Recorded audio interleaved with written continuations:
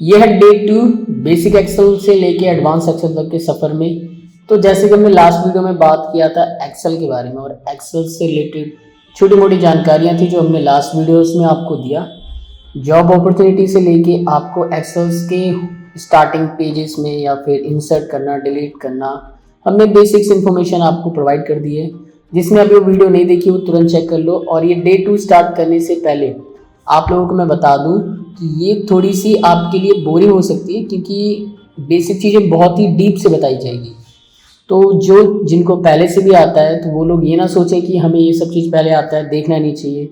आप इसमें से कुछ ना कुछ चीज़ें नहीं भी जानते होंगे तो मुझे लगता है आपको रिवीजन के लिए या फिर उसको इस तरीके से देखो कि आपको नहीं आता है, कुछ नहीं होगा तो आपकी एक्सपर्टीज़ इसमें बढ़ेगी। तो हम स्टार्ट करते हैं। जैसे कि एक्सेल सीट में हम देख रहे हैं यहाँ पर सबसे पहले हमारे पास है ऑप्शन क्लिपबोर्ड का।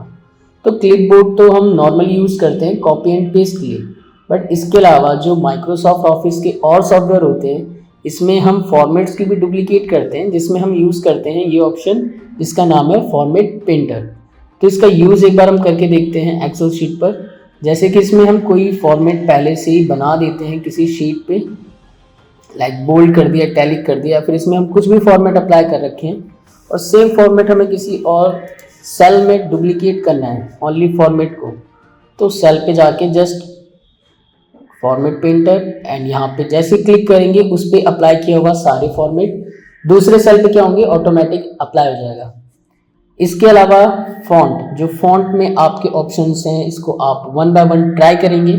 तो बेसिक चीज़ें बहुत ही, जैसे कि यहाँ पे सबसे पहले आपको फॉन्ट स्टाइल्स या थीम फॉन्ट जिसको कहते हैं सिलेक्ट करने का ऑप्शन आता है। तो इसमें से आप टेक्स्ट की डिज़ाइंस या फिर इसके थीम्स को चेंज कर सकते हैं ताकि इसको अट्रैक्टिव और थोड़ा इंटरेक्टिव क्रिएट कर सको। इसी में आपको जो फॉर्मेट मैंने भी करके दिखाया था, बोल्ड करना हुआ, इटैलिक करना हुआ या फिर इनके नीचे लाइन या डबल लाइन, इसको हम कहते हैं अंडरलाइन। इसके अलावा यहाँ पे बॉर्डर्स अप्लाई करने के लिए ऑप्शन आता है। बॉर्डर्स में भी बहुत सारी चीज़ें हैं, जैसे कि आप टॉप में, बॉटम में या फिर आउटसाइड बॉर्डर्स अप्लाई कर सकते हैं। इवन इसमें मोर बॉर्डर्स में जाके आप खुद से कस्टम कर सकते हैं कि आपको कलर क्या चाहिए, बॉर्डर किधर लगाना है, बाकी चीज़ें आप अप्लाई करके ज़रूर देखिए इसको।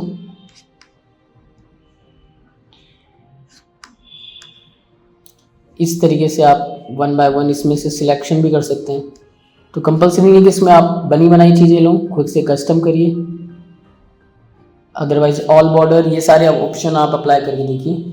इसके अलावा क्या है, जैसे कलर्स जो हमें सेल के अंदर फिल करने के लिए ऑप्शन आ रहा है। बाकी टेक्स्ट को लॉन्ग, इसकी साइज इंक्रीज करना, डिक्रीज करना, ये सारे ऑप्शन काफ़ी ईजी हैं, आप अप्लाई करके जरूर देखिए एक बार। इसके अलावा हमारे पास है, यहाँ से हम साइज इंक्रीज डिक्रीज कर लेते हैं ताकि इसका अलाइनमेंट सेट करके मैं आपको दिखा सकूँ। तो इसमें मिडल अलाइनमेंट है आपके पास, बाकी चीज़ें ऑप्शंस हैं लाइक लेफ्ट, सेंटर, ये सारे के सारे टेक्स्ट या फिर आपके डाटा को उस सेल में कंबाइन या फिर एडजस्ट करने में हेल्प करेगा। इसके अलावा यहाँ पे आप इसके एंगल को भी चेंज कर सकते हैं, लाइक वर्टिकल रखना है, क्लॉकवाइज रखना है, तो अपने अकॉर्डिंग इसको सेटअप करना।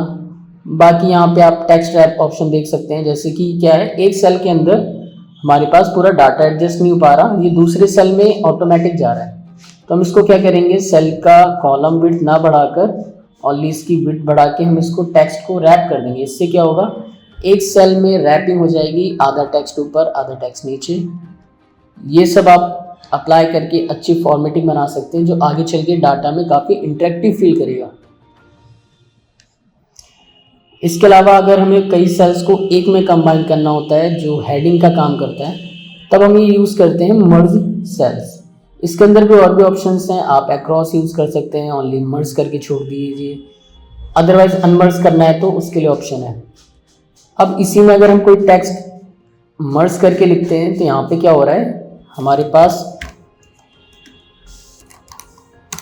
इस तरीके से लिखने में ऑप्शन आता है। इसी चीज़ को हम एक तरीके से और यूज़ कर सकते हैं विदाउट मर्ज करे डाटा सेल्स को। तो हम कैसे यूज़ करेंगे, जैसे मुझे यहाँ पर सेम चीज़ लिखना है बट मैं चाहता हूँ कि डाटा को मैं मर्ज भी ना करूँ और ये अलग अलग सेल भी रहे। तो इसके लिए क्या करेंगे, हम दोनों सेल को सिलेक्ट करेंगे और यहाँ पे ऑप्शन अलाइनमेंट सेटिंग में जाएंगे यहाँ पे आपको लेना है सेंटर अक्रॉस सिलेक्शन हॉरिजॉन्टल में, और वर्टिकल में अप्लाई करना है सेंटर। इसको ओके जैसे करेंगे, इसमें क्या होगा, डाटा तो सेंटर हो जाएगा बट सेल मर्ज नहीं होगा। तो ये आप लोगों के लिए कुछ न्यू हो सकता है, इसको जरूर अप्लाई करके चेक करिए। इसके अलावा आपके पास जो डाटा होते हैं, इसमें आप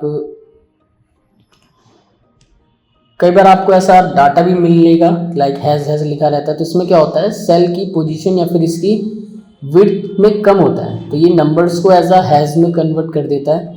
तो इससे आप घबराए नहीं कि डाटा को क्या हो गया या फिर दिख क्यों नहीं रहा, इसको आपको एडजस्ट करना पड़ता है कई बार। इसी में फॉर्मेट्स अप्लाई करके चेक करना है, तो उसके लिए आपके पास ऑप्शन होता है नंबर फॉर्मेट, जिसकी शॉर्टकट की भी है Ctrl+1। तो इसको जैसे ओपन करेंगे तो यहाँ पे हमारे पास बहुत सारी कैटेगरी सामने आती है, जैसे जनरल नंबर्स अलग होते हैं जो ऑटोमेटिक बाय डिफॉल्ट होते हैं, या फिर नंबर से रिलेटेड, करेंसी से रिलेटेड, अकाउंटिंग से रिलेटेड, ये सारे अप्लाई कर सकते हैं। इवन कस्टम भी कर सकते हैं। कस्टम के बारे में हम आगे चल के इन डेप्थ में सीखेंगे जब हम एडवांस में वीडियोस बनाएंगे। तो जैसे अगर हम इसमें नंबर्स पे काम करें तो नंबर्स में फॉर्मेटिंग डेसिमल चाहिए या नहीं चाहिए, कॉमा सेपरेशन चाहिए, ये सारी चीज़ें अप्लाई कर सकते हैं। इवन आप इस चीज़ को डेट में कन्वर्ट कर सकते हैं, जैसे मैं चाहता हूँ डेट पहले ईयर फिर मंथ फिर डेट लिखा हुआ आ जाए, तो इसको ओके करते हमारे पास डेट इस फॉर्मेट में अप्लाई हो जाएगा। इसी चीज़ को आप अलग अलग तरीके से चेंजेस करके अप्लाई करके प्रैक्टिस करिए, ताकि आप इसमें कमांड में एक्सपर्ट हो पाए, जैसे कि ये। इसके अलावा बाकी हम फॉर्मेट्स से रिलेटेड आपकी चीज़ें, जैसे कि यहाँ पे कंडीशनल फॉर्मेटिंग है या फिर format as a table data है, तो ये सब एज अ कलर के रिगार्डिंग है यूज़। तो हम कंडीशनल फॉर्मेटिंग में ज़्यादा चीज़ें तो अभी नहीं बता पाएंगे इस वीडियो में। जो मेन है आपका new rule, even conditional formatting, इसको हम आगे चल के न्यू एक इसके लिए पर्सनल वीडियो बनाएंगे जो एडवांस लेवल पे रहेगा, तो इसके बारे में आपको आगे चल के पता चलेगा। बाकी हम बेसिक चीज़ों को भी कवर करते हुए चल रहे हैं, तो इसी में हम नॉर्मल नंबर्स के बारे में भी देख लिए हैं। बाकी यहाँ से आप डाटा कोई भी इनपुट करते हैं, जैसे कि डेसिमल इसके साथ लगाना होता है कई बार, तो ये चीज़ क्या होगा, डेसिमल वैल्यूज़ में ज़ीरो ऐड करना, हटाना, ये सारे वर्किंग यहाँ से होता है। आपका कितनी डेसिमल वैल्यूज़ चाहिए, कितनी डेसिमल वैल्यूज़ हटानी है, ये सब अप्लाई कर सकते हैं आप। बाकी फॉर्मेटिंग्स डायरेक्टली जो सामने दिख रहा है, परसेंटेज लगाना, देन रिमूव करना, डॉलर सिंबल लगाना, यहाँ से अप्लाई करिए डायरेक्ट, या फिर Ctrl+1 फॉर्मेट सेल से अप्लाई करके ज़रूर चेक करें। बाकी इससे रिलेटेड आपके पास एक शीट है मेंशन, इस तरीके से आपको ट्राई करना है कि सेम चीज़ आप क्रिएट कर सको। क्रिएट करने के बाद फॉर्मेट अप्लाई करके चेक करिए कि आप इन तरीक़ों से कैसे कर सकते हैं। जैसे इसमें डायरेक्शन चेंज है, तो आपको यहाँ पे डायरेक्शन से अप्लाई करके चेक करना है कि लाइक इसकी डायरेक्शन कैसे चेंज होगी, मूव होगी। तो ये सारी चीज़ें आपको यहाँ से देखने को मिल जाएगा। जैसे यहाँ पे -45 डिग्री अप्लाई किया हुआ है, तो एक्सेल शीट में ये प्रैक्टिस के लिए गिवन है, तो इसको आपको अप्लाई करके देखना है और हमें बताना है कि कैसे लगी वीडियो।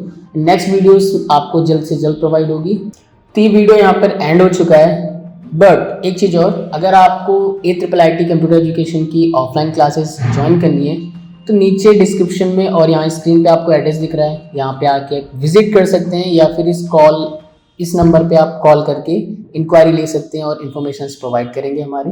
तो आज के लिए इतना ही, बाकी थैंक यू।